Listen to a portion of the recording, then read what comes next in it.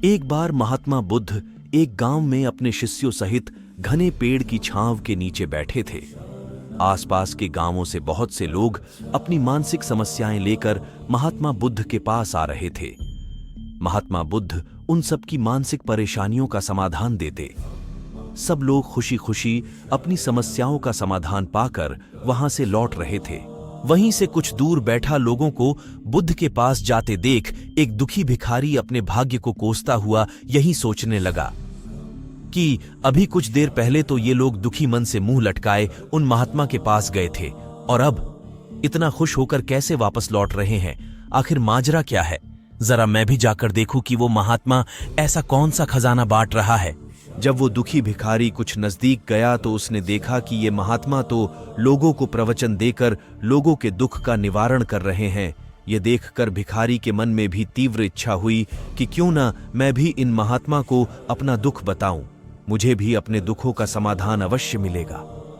बस फिर क्या था, समाधान पाने की लालसा के लिए भिखारी महात्मा बुद्ध के सामने पहुंचा और हाथ जोड़कर प्रणाम करते हुए बोला, हे महात्मा बुद्ध, मैं भी लोगों की मदद करना चाहता हूं।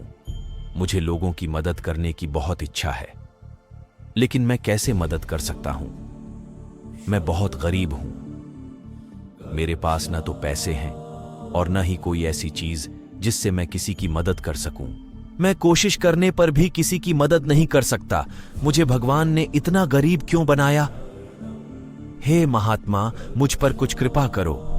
इतना बोलते हुए भिखारी रोने लगा।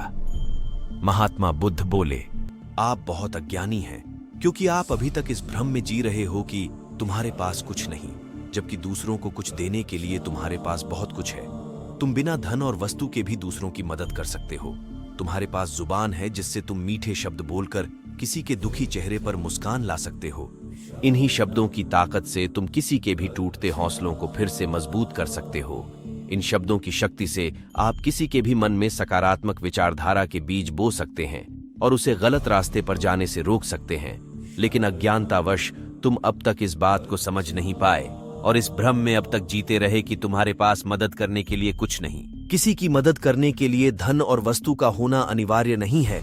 बिना धन और वस्तु के भी हम कई प्रकार से लोगों की मदद कर सकते हैं। महात्मा बुद्ध के ज्ञान से भरे ये सुंदर शब्द सुनकर भिखारी के चेहरे पर मुस्कान आ गई और वह खुशी से झूमता हुआ वहां से चला गया।